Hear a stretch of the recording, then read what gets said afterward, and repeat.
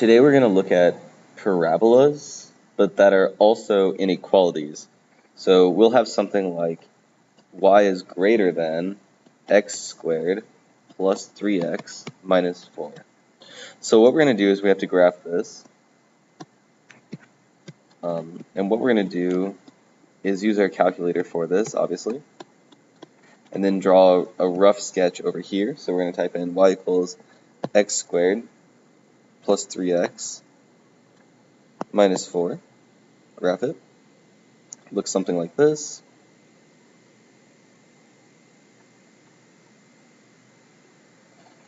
And we need to shade, obviously. When we have an inequality, it means there's going to be some sort of shading. Also, you notice that since it's just greater than, you should know this from before, it's a dashed line. So I'm going to go ahead and delete part of this. Make sure this is a dashed line.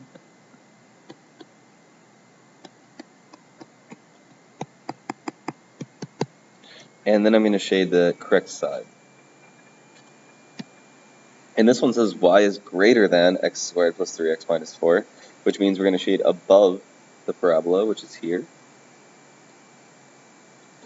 And if you don't know which part to shade, you can also plug in a test point. You could try maybe something, you have to try something that's not on the line, so we can actually use 0, 0 here. So we're going to put 0 greater than 0 plus 0 minus 4. 0 is greater than minus 4. Is that true? The answer is yes. 0 is greater than negative 4. And so we know to shade that region right there. There are also some questions where you have to shade two inequalities. For example, y is less than or equal to negative x squared plus 4, and y is greater than x squared minus 2x minus 3. We'll go ahead and find out what these look like. And we can graph them both at the same time. There's no problem there. We have negative x squared plus 4, and we have x squared minus 2x minus 3. So we're just going to graph both of those. Maybe it's better to graph one at a time, because right now we don't know which one has a dotted line and which one has a solid line. So let's just graph one at a time. Or we can graph both, like this. But then we should probably go back to one at a time. So that one, the negative x squared plus 4 is the bottom one.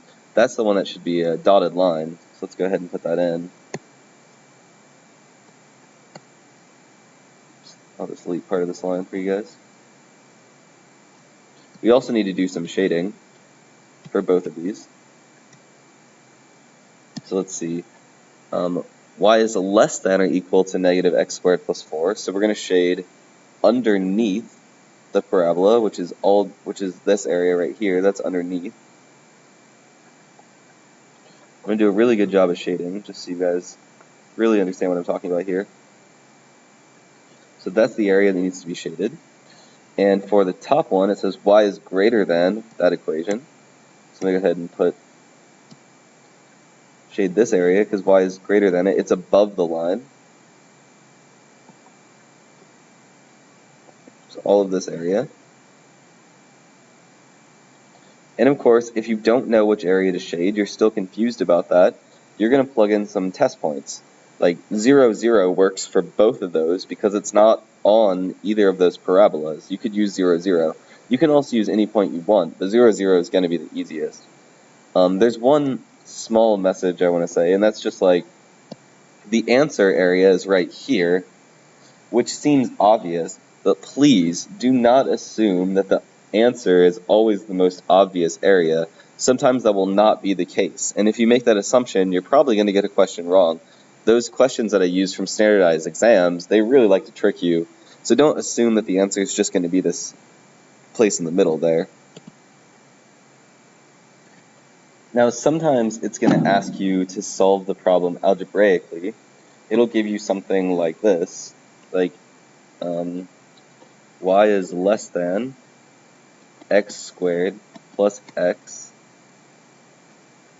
minus 6. That should be an x. Let me change that for you. It'll say x squared plus x minus 6, and it wants to know what the values of x are that make this true. Now, if we graph this and type this in, we get x squared plus x minus 6, and we get something that looks like this. It wants to know, of course this is a dotted line, what are the values of x that make this true? Are the values of x in this direction and this direction, or are they in the middle right here? So we got to figure out, is it over here, or is it here in the middle? But first we got to know what the values of x are to write our answer. So we're going to go ahead and calculate those x values, those zeros. So left bound, sure, we'll say there. Right bound, we'll go to the right of it. And so we know one of those values is x equals 2. So we know that's 2. Let's calculate the other one. We'll go to the left of it and the right of it, and it's negative 3. So now we got to figure out which part of this graph is getting shaded. Well, you already know that because it says y is less than that, it's the part underneath it. So it's this part out here. So how are we going to write our answer? Well, we're going to write it like this. We're going to write x is less than negative 3. It's less than that. And we're going to write x is greater than 2. We're keeping the same thing here. We're not saying less than or equal to. We're just saying less than. We're just saying greater than. Let's look at one more example. And let's say we have 5x squared minus 6x minus 2 less than or equal to 0. We can plug that in. Remember that 0 is just like a y. It's where y equals 0. So we can just plug it in like this. So 5x squared minus 6x minus 2. Graph it. Calculate the zeros. Left bound, we need to go to the left. Right bound to the right. The first 0 is x equals negative 0.271, we'll say. And the second one, calculate the second 0 to the left, to the right, and 1.471. Now we need to figure out, is it the part in the middle, or is it the part on the outside? Remember, we're graphing it like this. This is negative 0.271, this is 1.41, and we know that the graph is in the middle, and that's because we know that the y, that 0, is greater than the graph. So it's above the graph. It's above that parabola. So how are we going to write our answer? Because now it's in the middle. It's opposite from the last example. We're going to write negative 0.271 less than or equal to x less than or equal to 1.471. And then we can do that because it's in between those two values. Now if it's on the outside, like the last one, we can't write it like that. We have to write two different statements. But when it's in the middle like that, we combine it into one. Last thing, I just want to show a real-world example.